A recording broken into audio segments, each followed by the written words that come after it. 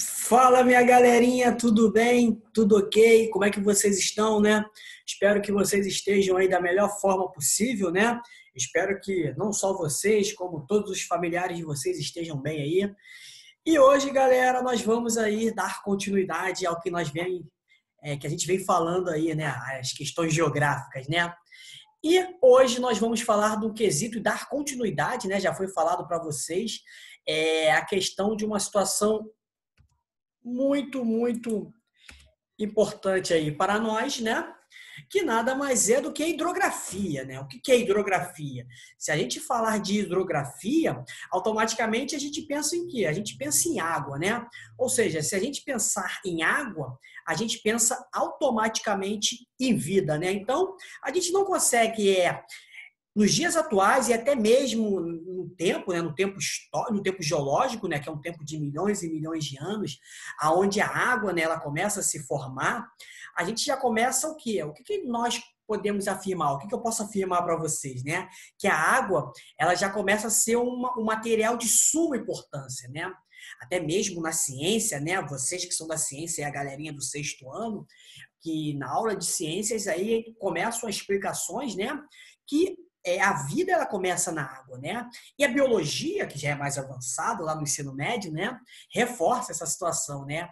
Da vida surgindo na água, né? E com o passar do tempo, nós vamos o quê? Nós vamos identificar essas situações, né? O ser humano, ele tem aí 75% do seu corpo composto de água, né? O nosso planeta, né, que é o planeta Terra, ele tem 71% de água, né? Então nós notamos aí essa questão dos recursos hídricos, né, da hidrografia do mundo, né? E dando um passeio aí por esse slide aí que eu separei para vocês, nós vamos identificar algumas características aí dessa situação da água. Então, galerinha, em primeiro lugar, a hidrografia é o ramo da geografia, né, física que estuda as águas do planeta, né?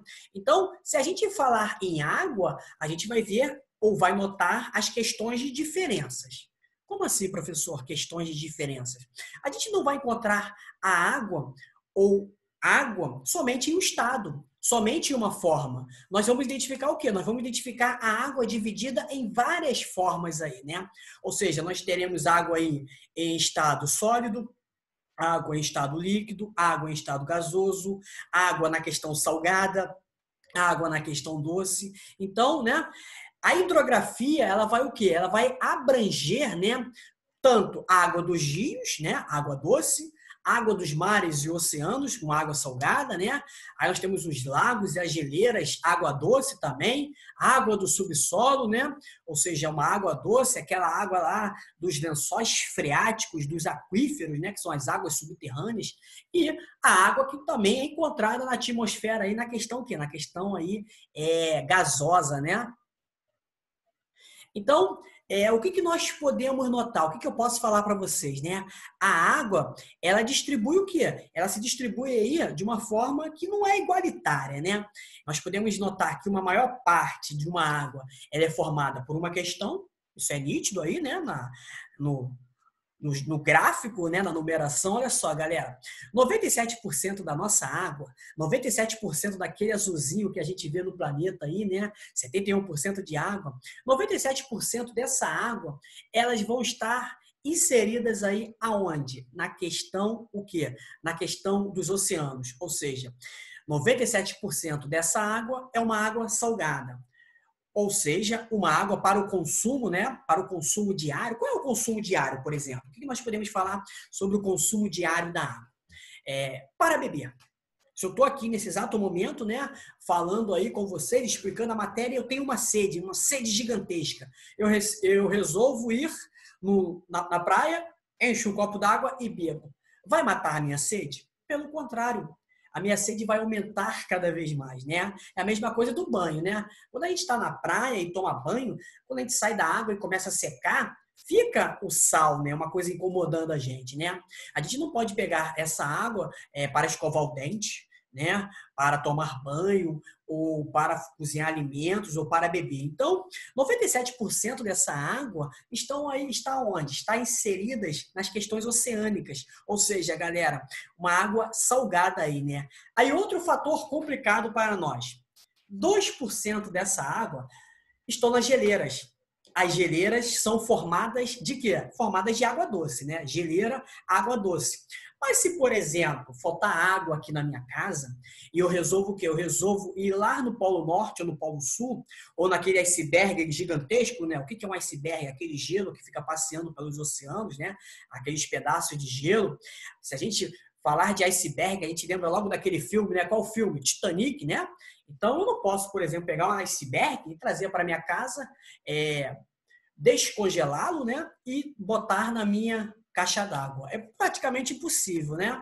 1% na atmosfera, lençol freático, ou seja, águas subterrâneas nos lagos e nos rios. Olha só, galerinha, os rios, que é onde nós, seres humanos, né, retiramos aí a maior parte da água, né? Ou seja, os rios que nos abastecem, abastece as grandes cidades no planeta, né? É só a gente prestar atenção e voltar na questão histórica, né? O que a história nos fala? A história nos fala dessa questão que as grandes civilizações, elas nasceram aonde? Perto de rios, né? Então, se nós fizermos uma análise, nós vamos notar o quê? Nós vamos notar que a nossa volta, né, nas cidades, Rio de Janeiro, por exemplo, vai ter um rio importante que vai nos abastecer, né? A gente pode falar do Rio Guandu. Então, nós podemos notar que 1% dessa água, ela vai ser o quê? Ela vai estar inserida onde? Ela vai estar inserida em rios, né? Ou seja, pouca quantidade de água doce aí para o uso do ser humano, né? Então, a questão da água, ela vai ter alguns fatores. Ela vai ser dividida o quê? Dividida de uma forma totalmente o quê? Totalmente desigual. Nós temos as questões da água, da chuva, né? A precipitação, ou seja, essa questão aí raramente a gente pode pegar a água da chuva para o nosso consumo. Por quê, galera? Só a gente prestar atenção no quesito. Nós estamos numa área o quê? Uma área urbanizada. Uma área urbanizada, o que ela produz? Fumaça, né? Nós, seres humanos do século XXI, somos o quê? Urbanizados e industrializados. Ou seja, aqui nas grandes cidades, aonde nós vivemos, por exemplo, nós temos movimentos de carros aí de uma forma gigantesca, né? O carro, para se movimentar, ele precisa queimar o combustível. Ele queima o quê? Ele queima a gasolina, né?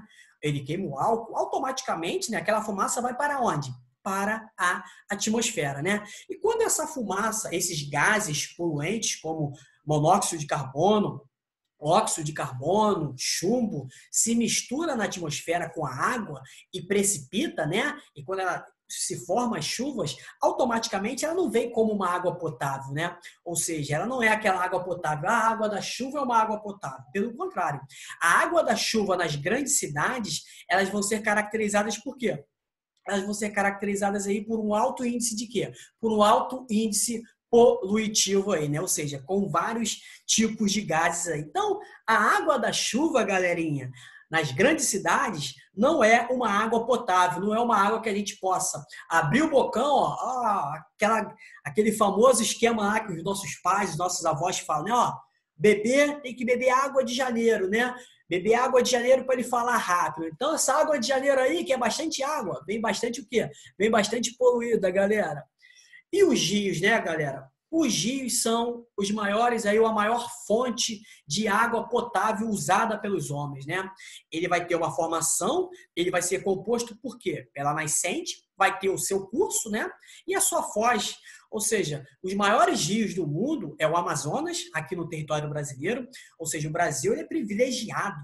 Ele tem privilégio em água. Ou seja, de toda a água doce do nosso planeta, 12% dessa água está no território brasileiro. Olha só como é que o Brasil é privilegiado nessa situação aí, né? Então, nós temos o Amazonas, o Rio Nilo, lá no Egito, né, um dos rios mais importantes do mundo, o Mississippi, nos Estados Unidos da América, né?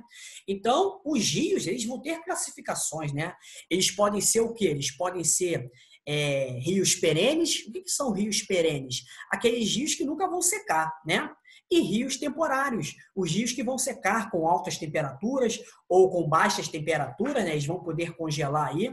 Então, nós podemos notar o quê? Eu posso afirmar para vocês que o Brasil ele é caracterizado por um país com grandes recursos hídricos, né? Ou seja, país aí com uma grande quantidade de água.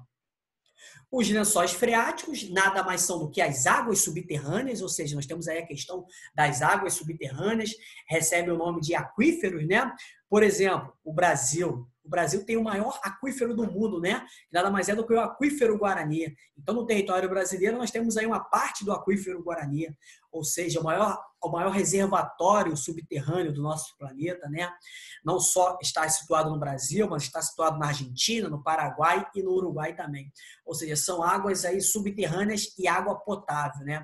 Se nós estivermos aí passando por uma crise ou por uma falta de água, nós teremos as águas subterrâneas que podem o quê? Que podem suprir as nossas necessidades. Então, na questão da água, né, nós vamos notar vários fatores, né? Como eu falei para vocês, a disponibilidade de água, ela é totalmente o quê? Ela é totalmente desigual, né? Nós vamos ter regiões que vai ter bastante água, é o caso do Brasil. O Brasil é um país o quê? O Brasil é um país rico em recursos hídricos, né? E nós teremos regiões do nosso planeta que vai o quê? Que vai faltar água, né? Que a água vai ser um produto aí muito caro, muito raro naquela região. Isso acontece muito no Oriente Médio, né? Aonde falta água, nas regiões mais quentes aí. E nós temos um fator muito importante, galera. Qual é esse fator? A água, ela vai estar sempre em constante movimento. A água, como o nosso planeta, ela está sempre o quê? Ela está sempre em constante movimento, né? E esse movimento recebe o nome. Nada mais é do que o ciclo hidrológico, né? Que é o movimento da água. Então, nós temos, por exemplo, aqui, como é que começa? Em primeiro lugar, galera, com uma evaporação, né? A água evapora. Uma condensação, ela começa a ficar pesada nas nuvens, né? Automaticamente, com essa condensação, quando ela se torna líquida lá e ela fica pesada nas nuvens, vem as precipitações, né? Que nada mais é do que as chuvas. Por exemplo, em áreas quentes, nós teremos aí esse movimento muito mais rápido. É só a gente imaginar Rio de Janeiro no verão. Calor insuportável, né? Rio de Janeiro é uma região que tem bastante rios. Nós temos aqui o nosso litoral, o Rio de Janeiro tem o litoral, né? O Oceano Atlântico, automaticamente uma evaporação muito grande no verão, automaticamente o quê? Automaticamente maior índice de chuvas, né? Então, naquele calor insuportável que nós temos aí na época de dezembro, janeiro e fevereiro, a gente sempre passa por algumas questões. Quais são as questões? As famosas chuvas de verões, né?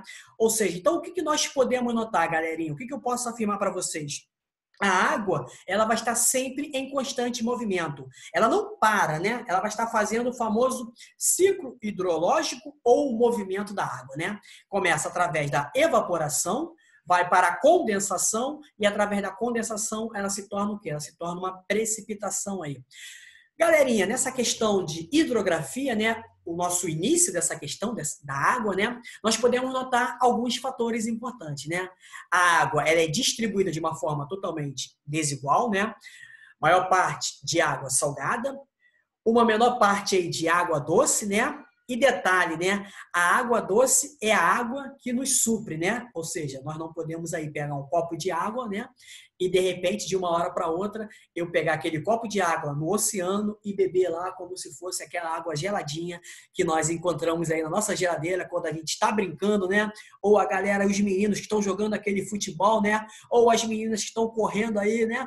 Com as suas colegas, entram em casa, bebem aquela água. Imagine se aquela água fosse salgada. Meu Deus do céu, não ia cair bem, né? Seria uma situação muito horrível, né? Então, é uma questão que é uma questão que nós temos que ter cuidado, né? Nós temos que ter um amor maior pela água, porque é um recurso que é um recurso que não tem muito em abundância, né?